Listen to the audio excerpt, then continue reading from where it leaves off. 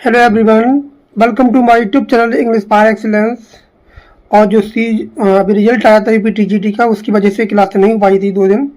तो आज हम फिर उसी सीरीज को आगे बढ़ाते हैं और हमने इसके 2 पार्ट हो चुके हैं। आज हमारा तीसरा पार्ट है और ये सीरीज चलती रहेगी। जिनका भी सिलेक्शन नहीं हो पाया टीजीटी में तो वो निराश ना हो। आने वाली वैकेंसी में अपना एक सीट जरूर कंफर्म करें और अभी से पढ़ना स्टार्ट कर दें। हम जहाँ कोई ये जो क्लास आ रही हैं कोई पेड नहीं है, बिल्कुल फ्री है, फ्री ऑफ कॉस्ट है एकदम। आप इसको जरूर देखा करें। और ये क्वेश्चन है, आप कंपेयर कर सकते हैं एक पेड क्लास से और फ्री क्लास से। इसमें कोई भी कंप्रोमाइज नहीं किया गया है, एकदम बेहतरीन तरीके से बनाई जा रही हैं। बस आपको लगता है कि ये फ्री क्लास है इसलिए ना देखें और जो पेड क्लास होती है वो उसको देखें, ऐसा आपकी मन की जो मिथ है। तो ऐसी धारणा को हटाना पड़ेगा आपको। इस सीरीज को देखते रहें, बहुत ही इंपॉर्टेंट सीरीज है। और जिनका नहीं हुआ वो निराश ना हो और एक बार उठें, तैयारी को जरूर करें अपने एक और जी जान लगा दें। और ये ना सोचें कि 4 राइटर ही पढ़ना है, 4 राइटर से हट के भी पढ़ना है, क्योंकि अब लेवल बदल चुका है पहले से। तो अभी ग्रामर वोकैब ये तो सेम ही है। अब देखते हैं कि सिलेबस चेंज होता है या नहीं होता टीजीटी पीजीटी का। तो स्टार्ट करते हैं सेशन को। और अभी तक आपने चैनल को सब्सक्राइब नहीं किया तो जरूर कर लें, बेल आइकन प्रेस कर दें। हमने 61 तक कर लिया था, आज हमारा 62 से क्वेश्चन है और ये 100 क्वेश्चन हो जाएंगे कल। आज सेशन 3 है, सेशन 4, सेशन 5 और चलता रहेगा। फिर उसके बाद जो सिलेबस आएगा उसके अकॉर्डिंग पढ़ाना स्टार्ट कर देंगे। तो स्टार्ट करते हैं सेशन को। तो 60 तक हो गया था, आज हमारा 62 क्वेश्चन है। क्वेश्चन कह रहा है 62, in the tempest who says we are such stuff as dreams are made। तो ये वाली जो कोटेशन है ये बहुत ही इंपॉर्टेंट कोटेशन है और अलग अलग एग्जाम में बहुत बार पूछी गई है ये वाली। तो इसको बोलता है आपका प्रस पेरू, बोलता है एक्ट 4 में बोलता है। तो इसका जो आंसर हो जाएगा वो हो जाएगा option number A. Next question है, which of the following is an example of cataphora. Cataphora का कौन सा एग्जाम्पल है? तो इसका जो कैटाफोरा का जो एग्जाम्पल है वो हो जाएगा ऑप्शन नंबर डी। कैटाफोरा का एग्जाम्पल है ऑप्शन डी हो जाएगा। If he is ready John में लीव। कैटाफोरा जो होता है वो एक प्रकार का प्रोनाउन लेता है और नाउन को रेफरेंस देता है वो, तो ये होता है कैटाफोरा। तो जो ही है, जो ही वो किसको दिखा रहा है? वो जॉन को दिखा रहा है, वो जॉन को दिखा रहा है ही इज रेडी जॉन में लीव। तो ये होगा कैटाफोरा का एग्जाम्पल हो गया। ऐसे क्वेश्चन आ सकते हैं और आपको फंसा सकता है। तो ये एग्जाम्पल हो जाएगा ऑप्शन नंबर डी। नेक्स्ट है the function of criticism. The function of criticism at the present time who was written by. तो ऐसे क्वेश्चन आपको ध्यान रखना पड़ेगा। ऐसे पेपर में ज़्यादा आता है कौन सा वर्क किसका है, किसने लिखा है, कौन सी एरा में आया था, कब आया था। तो ऐसे क्वेश्चन आपको तैयार करने पड़ेंगे। तो इसका जो आंसर हो जाएगा वो हो जाएगा मैथ्यू अर्नोल्ड। इसका आंसर हो जाएगा option number A, Matthew Arnold. The function of criticism at the present time. Choose the correct sentence. तो इसमें कौन सा सेंटेंस करेक्ट होगा? ध्यान रखेंगे जो सेंटेंस है वो थर्ड कंडीशनल सेंटेंस है। तो थर्ड कंडीशन के अकॉर्डिंग यह सेंटेंस सही होगा। अब आपको लग रहा होगा इसमें इफ नहीं आई है, तो कभी कभी ऐसा होता है जो हेड है वो पहले आ जाती है, जो किसका स्थान लेती है वो आपके लिए लेती है इफ का। जो इफ है जब वाक्य में क्या आता है, इनवर्जन आता है तब। तो ध्यान रखेंगे ये हेड जो रिप्रेजेंट कर रही है वो कर रही है आपको इफ के लिए। तो इसका जो आंसर हो जाएगा वो हो जाएगा एकदम सही होगा, वो होगा ऑप्शन नंबर डी, वो सॉरी बी। क्या होगा? बी होगा। Had I known the truth I would not have gone. देखो इसमें क्या गलती है, ए एम बी की सेकंड फॉर्म है, इस वजह से गलत हो जाएगा। ये वाला पहला गलत हो जाएगा क्योंकि इसमें क्या है, न्यू आ रहा है। और इसमें क्या गलती है, इसमें जो है एम बी की फर्स्ट फॉर्म आ रही, इस वजह से ये गलत हो जाएगा। और इसमें क्या आ रहा है, इसमें जो आ रही है सेकंड कंडीशन को दर्शा रहा है, तो इस वजह से ये वाला गलत हो जाएगा। तो बी वाला सही है एकदम। Which of the following is not written by Thomas Hardy. इनमें से कौन सा वर्क है जो थॉमस हार्डी ने नहीं लिखा है? थॉमस हार्डी ने नहीं लिखा है, तो वो नहीं लिखा है वो वर्क है आपका, ये भी लिखा है Jude and the obscure far from the madding crowd. बहुत इंपॉर्टेंट वर्क है इनका। और the return of the native, ये इनका पहला वर्क है और बहुत इंपॉर्टेंट है। तो इसका जो नहीं लिखा है वो लिखा है सन्स ऑफ लवर्स। ये आपका DH लॉरेंस का वर्क है और पेपर में ये वाला वर्क बहुत ज़्यादा पूछा जाता है, DH लॉरेंस का। Binary opposition is a concept central to, तो ये किसका कॉन्सेप्ट है, किस में आया था ये, तो ये क्या कब आया था, कहाँ आया था, स्ट्रक्चरलिज्म में आया था। ऑप्शन क्या हो जाएगा, ए हो जाएगा। जैसे क्वेश्चन को ध्यान रखना पड़ेगा आपको। इन फोनेटिक्स ये दिया है आपका फोनेटिक्स में, ये क्या दिखा रहा है ये, तो ये दिखा रहा है आपका वॉइस्ड पोस्ट एलावोक्योर फेरिकेटिव। ऑप्शन क्या हो जाएगा, ए हो जाएगा। Who rot the use of poetry and the use of criticism, तो कौन इस बात को लिखता है कि the use of poetry and the use of criticism, इसको कौन लिखता है, इसको लिखता है आपका T.S. इलियट। ये बहुत ही फेमस क्वेश्चन है और इसको T.S. इलियट लिखता है और पब्लिश हुआ था 1933 को, 1933 को पब्लिश होता है, जो बताता है the use of poetry and use of criticism के बारे में। Which of the following contents a split infinitive, तो इस सेंटेंस में चार ऑप्शन में से कौन सा सेंटेंस है जो दिखा रहा है स्प्लिट इन्फिनेटिव को। ये इन्फिनेटिव वो होता है जैसे मान लीजिए टू है, टू के बाद कोई वर्ब आती है, टू के बाद तो क्या आती है, वर्ब आती है और एमबी की बेस फॉर्म आती है, लेकिन टू के बाद कोई क्या आएगा, एडवर्ब आएगा। टू के बाद कोई एडवर्ब आएगा, फिर एमबी की बेस फॉर्म आएगी, फिर क्या आएगी आपकी एमबी की बेस फॉर्म आएगी, फर्स्ट फॉर्म आएगी। तो ये क्या होता है आपका, ये होता है स्प्लिट इन्फिनेटिव। ये आपको पता होना चाहिए, कभी गलत कर सकते हैं आप। तो इसमें कौन सा एग्जाम्पल है जो दिखा रहा है आपका स्प्लिट इन्फिनेटिव को, तो ऐसा एग्जाम्पल केवल कौन सा है, ऑप्शन नंबर ए है। ऑप्शन नंबर ए में क्या है, he decided to quickly leave, या क्या हो गया, ये हो गया आपका स्प्लिट इन्फिनेटिव।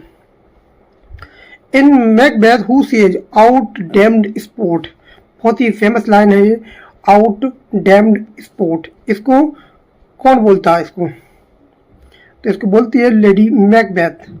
कौन बोलती है, इसे बोलती है लेडी मैकबेथ, एक्ट 5 में बोलती है लाइन। नेक्स्ट है डायगोनलिज्म एसोसिएटेड विद, तो ये किससे एसोसिएटेड है, ये भी क्वेश्चन बहुत बार आ चुका है स्पेशली यूजीसी नेट में, और अभी जो पेपर हुआ TGT का आप देख रहे हो लेवल कैसा है, तो इसका जो आंसर हो जाएगा वो हो जाएगा ऑप्शन नंबर ए।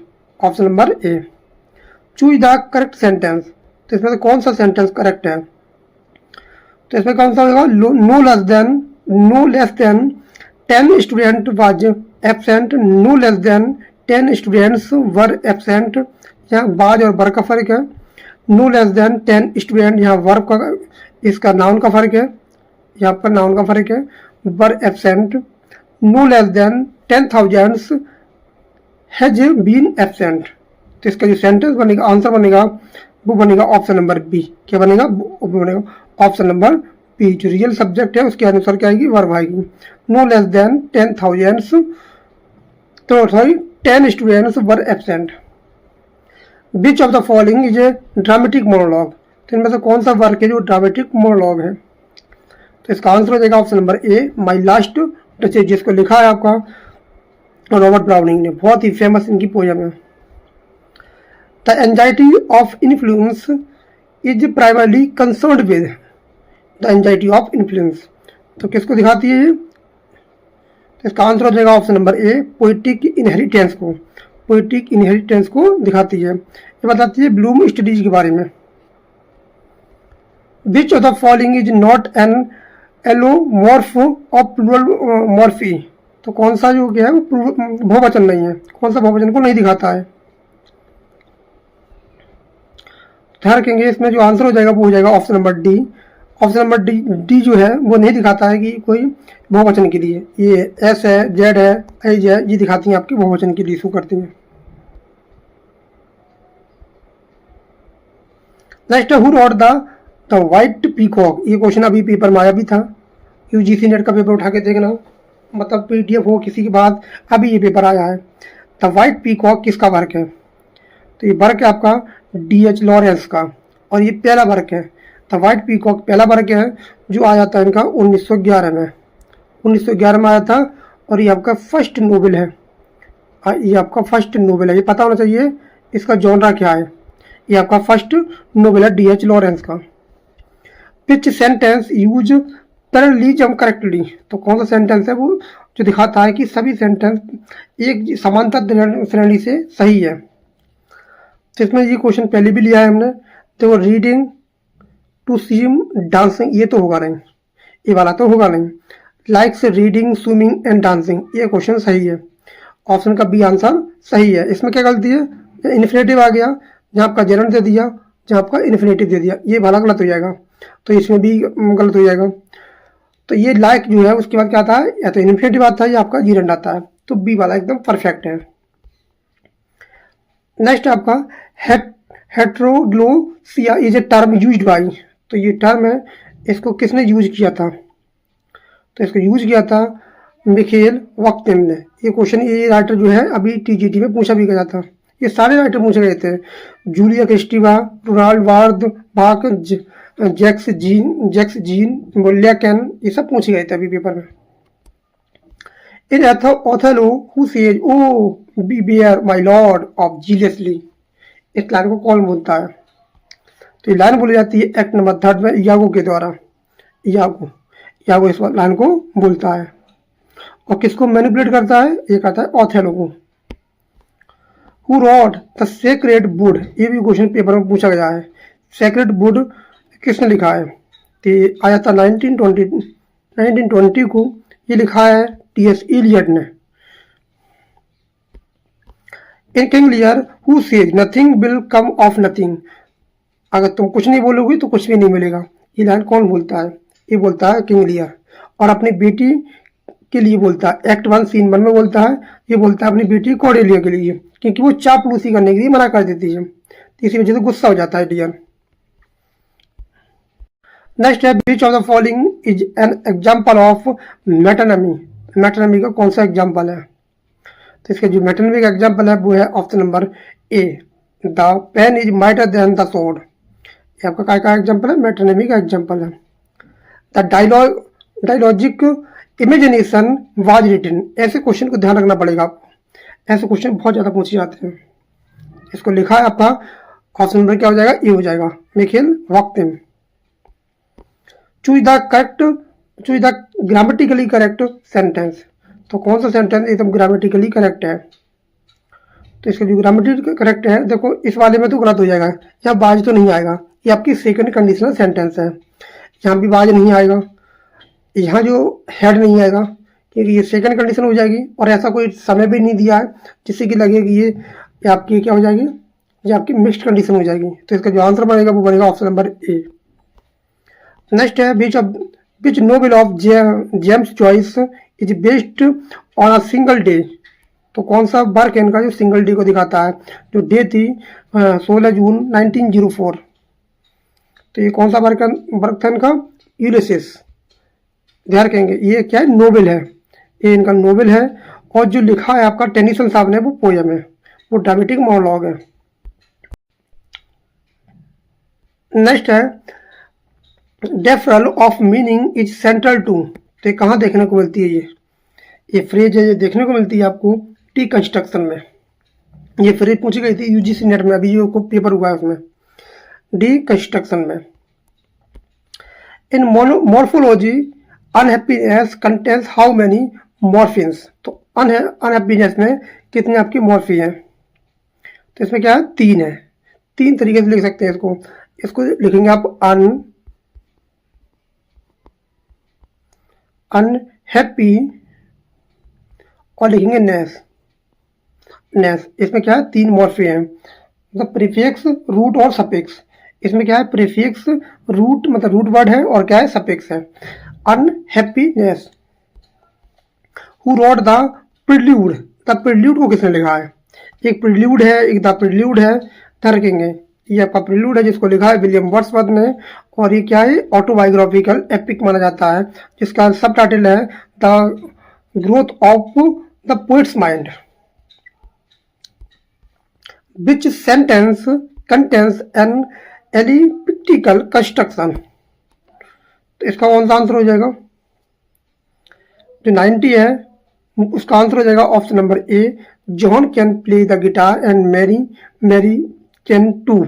इसमें जो वो होती है वर्ब होती है वो ओमिट हो जाती है, जो वर्ब होती है वर्ब वो हो जाती है ओमिट हो जाती है, इलेप्सिस हो जाती है। द एंजाइटी ऑफ इन्फ्लुएंस बहुत इंपॉर्टेंट वर्क है।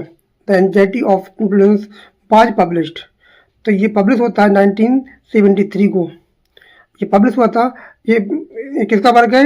हेरोल्ड ब्लूम, हेरोल्ड ब्लूम 1973 को ये पब्लिश होता है।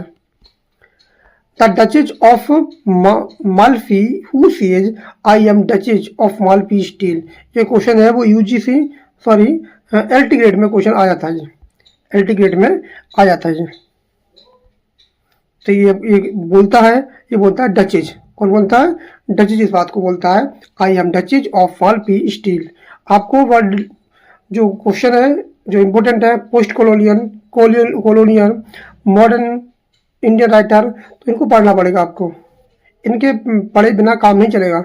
आप ये नहीं कह सकते कि हमने 4 राइटर पढ़ लिए तो हमारा काम हो जाएगा, 4 से काम नहीं होने वाला। Which of the following is an example of synecdoche, तो कौन सा है जो सिनेटिकी का एग्जाम्पल है? तो वो एग्जाम्पल है option number A, all hands on neck on deck. Poetic diction was attacked in, तो कहाँ देखने को मिलता है पोइटिक डिक्शन? ये क्वेश्चन बहुत इंपॉर्टेंट है। पोइटिक डिक्शन जो मिलता है वो मिलता है आपका ऑप्शन नंबर क्या हो जाएगा? ए हो जाएगा, preface to lyrical ballads. Choose the correct sentence. It is high time, it is first time, it is time, अगर ये आता है वाक्य में तो इनके बाद सब्जेक्ट आता है, और सब्जेक्ट आने के बाद क्या आती है? एमबी की सेकंड फॉर्म आती है। तो कौन से वाक्य में एमबी की सेकंड फॉर्म में? वो हो जाएगा ऑप्शन नंबर बी।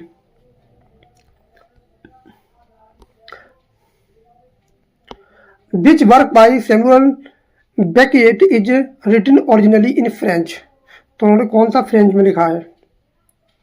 तो ये लिखा है आपका वेटिंग फॉर गॉडॉट। ऑप्शन क्या हो जाएगा? ए हो जाएगा। Presence as a metaphysically illusion is critiqued by, को तो कौन क्रिटिक था इसका? तो प्रेजेंस, तो इसका था जैक्स डेरिडा। कौन था? जैक्स डेरिडा था, जिस पर क्या करता है? क्रिटिक करता है।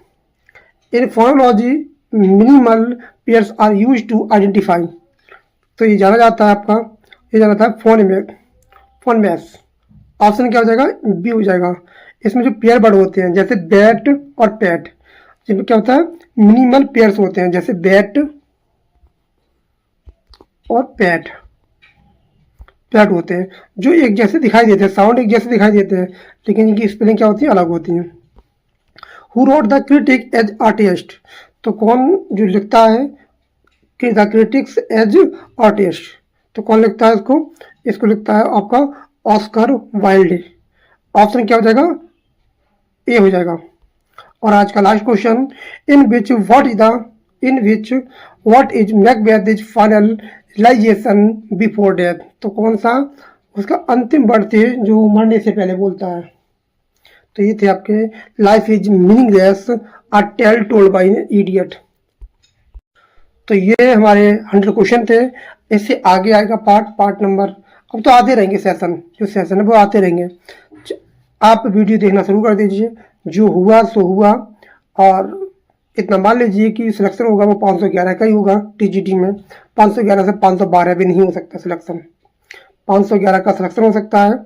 और आप अपने को बेहतर बनाइए कि ऐसा हुआ वैसा हुआ, ऐसे आप बहाना कोई एक्सक्यूज मत दीजिए। आप अपने आप को बेहतर बनाइए, क्वेश्चन को पढ़िए, आप डिटेल में पढ़िए चीज़ों को, और जो ग्रामर है वॉकअप को मजबूत करिए, और शॉर्टकट मत ढूंढिए, समरी मत पढ़िए। तो मिलते हैं कल इसके पार्ट 4 में। और अभी तक अपने चैनल को सब्सक्राइब नहीं किया जरूर कर ले, बेल आइकन प्रेस कर ले। Thanks a lot for watching this video. Thank you everyone, have a nice day.